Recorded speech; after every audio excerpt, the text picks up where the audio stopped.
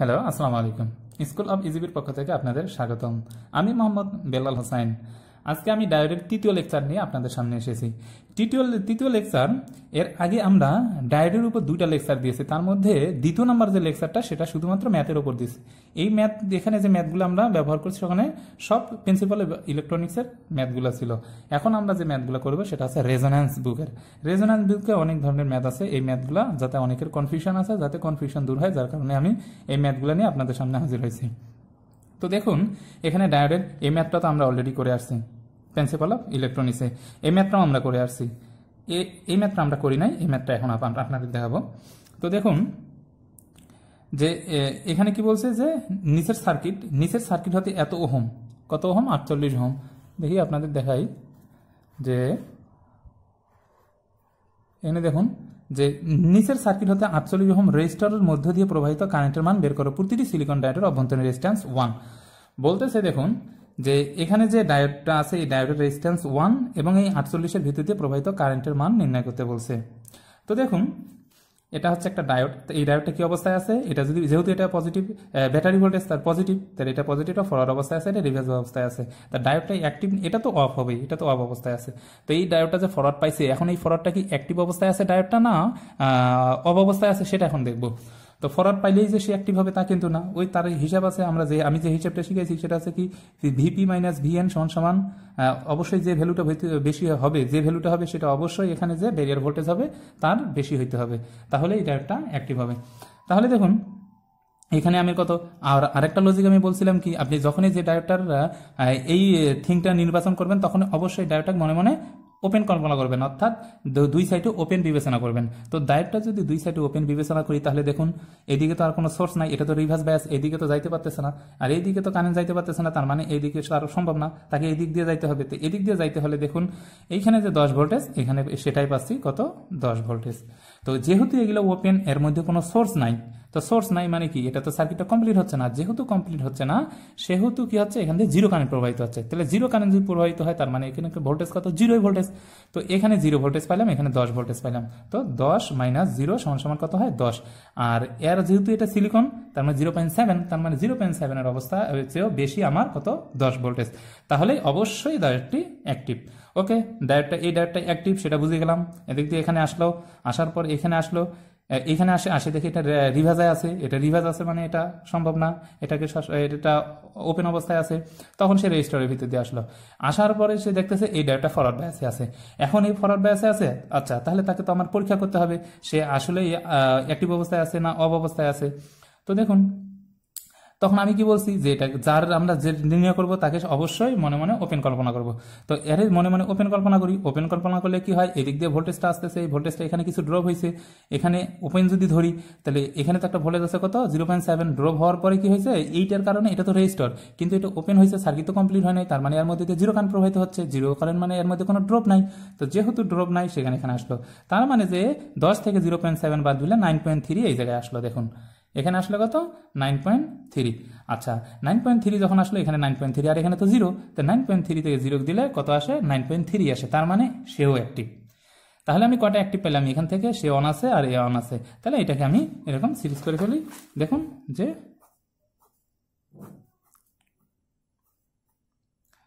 এইদিকে না দিয়ে আমি সোজাই দিলাম, এটা দিলাম, আবার এটা দিলাম, এটা কত 0.7, এটা কত 10, এটা 0.7, আর এটা হচ্ছে কত 48। ডায়োড যেহেতু ফরওয়ার্ড বায়াস পাইছে তার মানে এটা প্লাস হয়েছে, নিচেরটা মাইনাস হয়েছে, কেননা নিচে এটা মাইনাস প্রান্ত মাইনাস ডায়োডের এটা, আর ডায়োডের এটা প্লাস প্রান্ত, যেহেতু সেখানে প্লাস পাইছে তো প্লাস প্লাস। এখন আপনি সিরিজ হিসেবে নির্ণয় করেন যে কারেন্ট আসবে সেটাই এর মধ্যে প্রবাহিত কারেন্ট। এবার আমি দেখি এই ম্যাথটা, I1 I2 I3 এই ম্যাথটাও আমি নিয়ে আলোচনা করছি।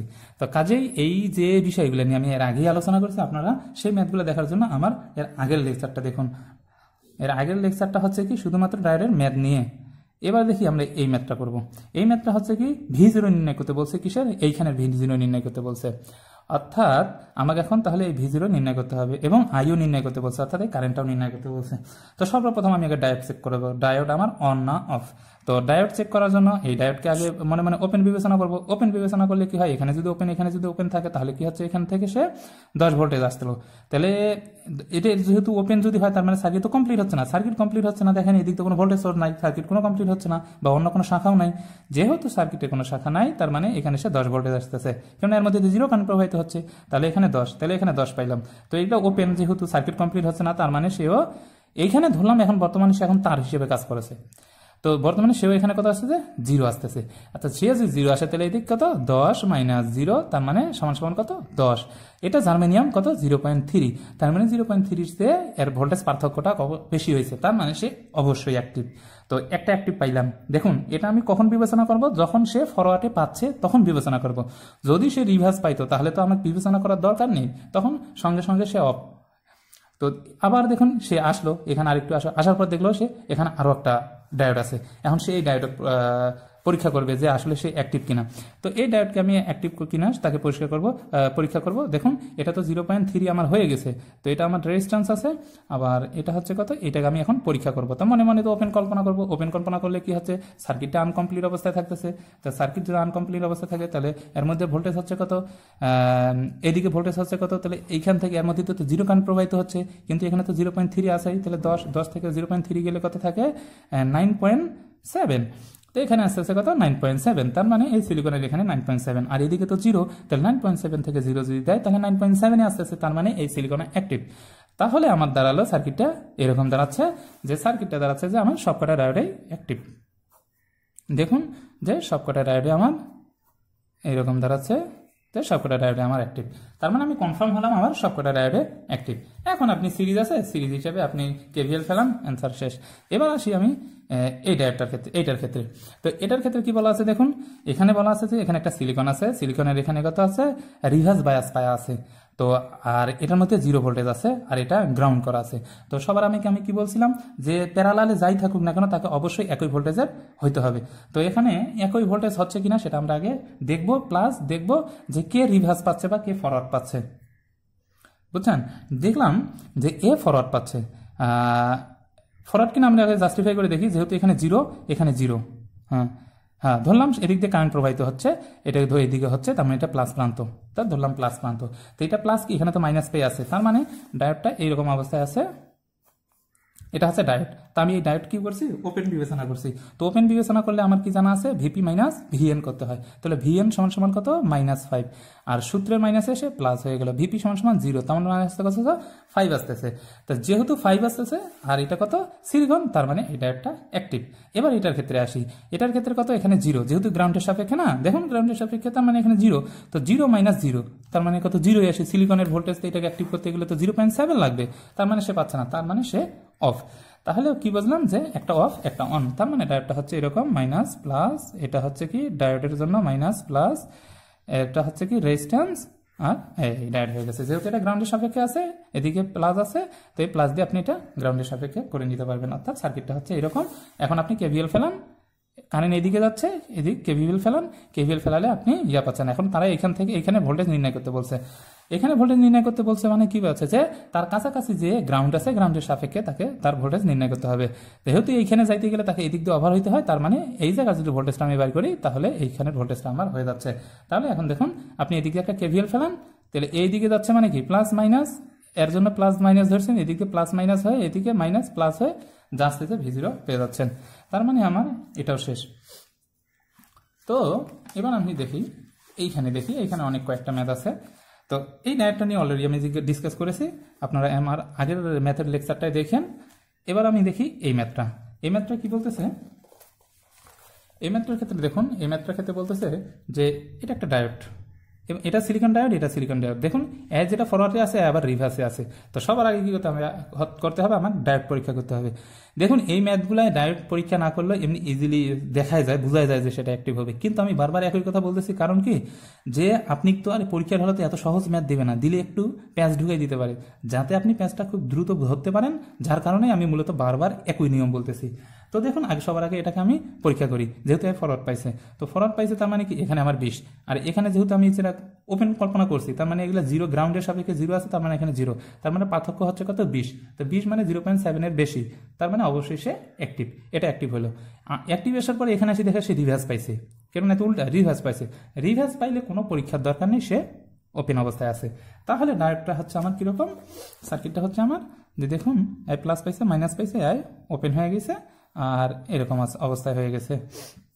এটা কত আছে 20, সরি এটা 0.7, এটা ধরলাম 0.7, এখানে আরেকটা ভোল্টেজ আছে সেটা হচ্ছে এটা প্লাস প্রান্ত, এটা মাইনাস প্রান্ত, সোর্সের জন্য এটা হচ্ছে 20, তাহলে আর এটা হচ্ছে কত 5.6। এখন এটা দেখুন ওপেন অবস্থায় আছে, এটা তো আমার ওপেন অবস্থা না, এটা তো আমার অ্যাক্টিভ হচ্ছে না, তো এটা ওপেন অবস্থায় আছে। এখন ওপেন অবস্থায় থাকলে তো সার্কিটের মধ্যে জিরো কারেন্ট প্রবাহিত হচ্ছে, অর্থাৎ এদিক দিয়েও যদি ধরি, এদিক দিয়ে যেহেতু ভোল্টেজ এটা বড় না, সোর্স না, এদিক দিয়ে কারেন্ট প্রবাহিত হচ্ছে, তার মানে দেখুন আই সমান 0। তো এখানে আইডি নির্ণয় করতে বলছে, তাহলে আইডি তো এটা তো ওপেন অবস্থায় আছে, তার মানে আইডি সমান 0।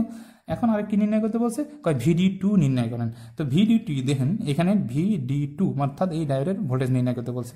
তো আমি তো এখানে ওপেন করছি, এখন আপনি মিটারের, এটা ধরেন আপনার মিটার, এটা মিটারে আপনার ভোল্ট মিটার, তো ভোল্ট মিটারের তো সবসময় আরই আমরা চেক করি না, তো এখানে একটা লাগান কাটা, এখানে একটা কাটা লাগান, দেখবেন যে এই দিক দিয়ে যে ভোল্টেজটা যায় না, সেই ভোল্টেজটা আপনার এখানে ভোল্টেজটা সে পাঠ দেখাবে। তো এইখানে একটা বিষয় আছে যে আমি এটা কত দেখেন, এটা লিখছি কত 0.7, 0.7 সে তখন অ্যাক্টিভ হইতো যখন এর মধ্যে দিয়ে কিছু না কিছু কারেন্ট প্রবাহিত হইতো। তো এখন তো আমার সার্কিট কমপ্লিট না, দেখেন সার্কিট কমপ্লিট না, এখানে ওপেন হয়ে আছে, তো এই অবস্থায় তো এর মধ্যে দিয়ে কোনো কারেন্টই প্রবাহিত হচ্ছে না, তার মানে এখানে তো জিরো কারেন্ট প্রবাহিত হচ্ছে। দেখুন এখানে জিরো কারেন্ট না, আইডি মানে এর ভিতর দিয়ে যে কারেন্টটা প্রবাহিত হচ্ছে, এটা তো সার্কিট কমপ্লিট হয় না, কেননা এই ডায়োড তো ওপেন হয়ে গেছে, তো ওপেন হয়ে গেছে তার মানে কি এটা সমান 0। যদি এটা 0 হয় তাহলে তো এখানে ব্যারিয়ার যে এই যে 0.7 ভোল্টেজ নিচে, মানে প্রাথমিক অবস্থায় আমি দেখছিলাম যে সেটা অ্যাক্টিভ, কেননা আমি তাকে ভিপি মাইনাস ভিএন করে যা ভ্যালু পাইছি সেটা একটা বড় ভ্যালু পাইছি, অর্থাৎ 0.7 এর চেয়ে বড় পাইছি, এই জন্য ধরছিলাম সে অ্যাক্টিভ। কিন্তু সে অ্যাক্টিভ কিন্তু দেখুন এইখানে এসে দেখা যায় সে ওপেন হয়ে আছে। তো এই সার্কিটে যখন ওপেন হয়ে আছে তখন তো এর মধ্যে দিয়ে কোনো কারেন্ট প্রবাহিত হচ্ছে না, যেহেতু কারেন্ট প্রবাহিত হচ্ছে না সেহেতু কি হচ্ছে যে এইখানে এই ডায়োডটাও আর কোনো কাজে আসতেছে না, তার মানে এটা একটা সাধারণ তারের মতো কাজ করতেছে। দেখুন এখানে কোনো ড্রপ হচ্ছে না, যেহেতু আইডি সমান 0। দেখুন কাপটার ক্ষেত্রে দেখুন আমরা তখন কাপ দেখাইছিলাম, এটার একটা দেখুন এটা হচ্ছে কি ফরওয়ার্ড কারেন্ট, এটা হচ্ছে কি রিভার্স কারেন্ট, এটা হচ্ছে কি ফরওয়ার্ড ভোল্টেজ, এটা হচ্ছে কি রিভার্স ভোল্টেজ। তো এই জায়গায় আমার কারেন্ট কত আছে, কারেন্ট আমার 0। তো কারেন্ট যদি আমার 0 হয়, এই ডায়োডটা অ্যাক্টিভ করতে কি করতে হয়, সিলিকন যেহেতু 0.7 অবধি যাইতে হবে, অর্থাৎ এখানে 0.7 ভোল্ট হইতে হবে। দেখুন সরি কি হতে হবে 0.7 ভোল্ট হইতে হবে, কেননা এই পয়েন্টটা কত 0, তো এই পয়েন্টটা এখানে আছে 0। তো তাকে এটা অ্যাক্টিভ করতে হলে কি হবে 0.7 ভোল্ট পর্যন্ত যাইতে হবে, দেন সে কারেন্ট অনেকগুলো কারেন্ট প্রবাহিত হবে, অর্থাৎ হিউজ কারেন্ট প্রবাহিত হবে, খুব দ্রুত কারেন্ট প্রবাহিত হবে। তাহলে দেখুন এখানে কারেন্ট তো এখানে আমার 0, স্বাভাবিক অবস্থায় এখানে কত 0 তো আছে, তাহলে 0তে যদি থাকে তাহলে তো এদিকে ভোল্টেজে আসার কোনো প্রশ্নই আসে না, কেননা সে তো 0-র বেশি দিতে পারতেছে না, তার মানে কি এই অবস্থায় তার ভোল্টেজও ব্যারিয়ার ভোল্টেজও 0 এবং কারেন্টও 0, তার মানে এটা একটা সাধারণ একটা তারের মতো কাজ করতেছে, যে এর ভিতরে কোনো ড্রপ হচ্ছে না, জাস্ট সে একটা তারের মতো কাজ করতেছে, যেহেতু এর মধ্যে দিয়ে কারেন্ট 0। তাহলে এখানকার ভোল্টেজ আসতেছে কত দেখুন 20 ভোল্টেজ আসতেছে। আপনি এইদিকে প্লাস ধরুন, এদিকে মাইনাস ধরুন, ধরে এটা একটা কেভিএল প্রয়োগ করুন, কেভিএল প্রয়োগ যদি করি তাহলে VD2 মাইনাস এটার ক্ষেত্রে এখানে আসলে কত হলো 20 সমান এগুলো তো সব ড্রপ 0 যেহেতু কারেন্ট নাই, তার মানে কি VD2 সমান 20 ভোল্ট। তাহলে এখানে কত 20 ভোল্ট, তার মানে এখানে আমি আইডি পাইলাম, ভিডি পাইলাম। ওকে দেখুন এই ম্যাথটার ক্ষেত্রে কি বের করতে বলছে, আইডি বের করতে বলছে, ভিডি বের করছে এবং V0 বের করতে বলছে। এবার আসি V0-তে। তো V0 কোথায়, V0 মানে কি গ্রাউন্ডের সাপেক্ষে সবসময় আমি বলে রাখছি যে যদি কোনো পয়েন্টের ভোল্টেজ নির্ণয় করতে বলে অবশ্যই ওই পয়েন্টটা তার গ্রাউন্ডের সাপেক্ষে হয়। তাহলে গ্রাউন্ডের সাপেক্ষে কি এখানে এটা গ্রাউন্ড, তাহলে এইটা থেকে এটার ভোল্টেজ কত আছে সেটা আমাকে নির্ণয় করতে হবে। তো দেখুন এখন সার্কিটটা তো ওপেন, দেখুন সার্কিট ওপেন, এর মধ্যে কোনো কারেন্ট প্রবাহিত হচ্ছে না, যেহেতু কারেন্ট প্রবাহিত হচ্ছে না সেহেতু এর মধ্যে তো এখানে ড্রপ হওয়ার কোনো প্রশ্নই আসে না। দেখুন 5.6 গুণন 0 কারেন্ট, তাহলে কত আসছে 0, তার মানে এখানে V0 সমান 0 ভোল্টেজ। এইটা V0 আমার নির্ণয় হয়ে গেল। আইডি আমার নির্ণয় হয়ে গেল, VD2 আমার নির্ণয় হয়ে গেল। তাহলে ওভারঅল দাঁড়াচ্ছে যে সার্কিটটার তিনটা জিনিস এসে তিনটাই আমরা বার করলাম। এবার আসি দেখি, এবার আরেকটা ম্যাথ দেখি। এবার এই ম্যাথটার ক্ষেত্রে দেখি যে বলতেছে কি আইডি, ভিডি এবং ভিআর নির্ণয় করো। তো আইডি, ভিডি এবং ভিআর, তো এখানে কত ভিডি, এটা হচ্ছে সিলিকন, এটা ভিআর, এটা সমান আইডি। তো প্রাথমিক অবস্থায় ওই লজিক প্রয়োগ করেন, ভিপি মাইনাস ভিএন। তাহলে ভিপি কত, এটা যদি ওপেন বিবেচনা করি, দেখুন ডাইরেক্ট আমি প্রাথমিক অবস্থায় ওপেন বিবেচনা করি। ওপেন বিবেচনা করলে কি হচ্ছে, এর মধ্যে দিয়ে কোনো কারেন্ট প্রবাহিত হচ্ছে না। যেহেতু কারেন্ট প্রবাহিত হচ্ছে না, তার মানে এখানে কত 8 ভোল্টেজ। আর এটা যেহেতু নিউট্রাল প্রান্ত এখানে, তার মানে এটা গ্রাউন্ড সাপেক্ষে যদি হয় তাহলে এখানে 0 হচ্ছে। দেখুন এটা নিউট্রাল প্রান্ত, নিউট্রাল প্রান্ত মানে কি গ্রাউন্ডের সাপেক্ষে থাকতেছে, তাহলে এখানে কত 0। তো এটা যদি 0 হয় তাহলে দেখি ভিপি সমান সমান কত 8, দেখি ভিপি সমান সমান কত 8, আর 0 সমান সমান কত আসতে আসছে 8। আর সিলিকন যেহেতু এটা, তার মানে ওর বেরিয়ার পটেনশিয়াল 0.7, 0.7 এর আমার বেশি, তার মানে ডায়োড 100% অ্যাক্টিভ। তো ডায়োড যেহেতু অ্যাক্টিভ, সেহেতু আমাকে এখন জাস্ট এটার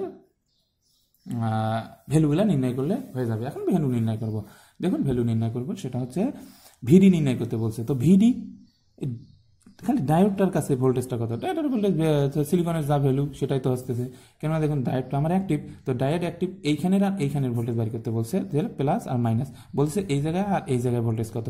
তো এই জায়গায় এখানে একটা ভোল্টমিটার লাগাইছি। তো ভোল্টমিটার লাগালে কি হচ্ছে, এখানে ভোল্টেজ 0.7, কেননা এটা সিলিকনের ভোল্টেজ। এবার আইডি সমান সমান কি, নর্মালি যে নিয়ম সেভাবে করেন। মানে এই সমস্ত ম্যাথগুলো আপনারা খুব সহজ পর্যায়ের ম্যাথ, আপনারা ইজিলি করতে পারবেন। জাস্ট তারপরে আমি একটু করে খালি থিং দিচ্ছি, সমান আই, এভাবে আপনি ফেলান, এখান থেকে আই নির্ণয় করতে পারতেছেন। তাহলে ওভারঅল এই ম্যাথটাও শেষ। এবার আমি দেখবো আরেকটা ম্যাথ। এই ম্যাথটার ক্ষেত্রে দেখুন কি বলছে, 10 নম্বরের ম্যাথটা।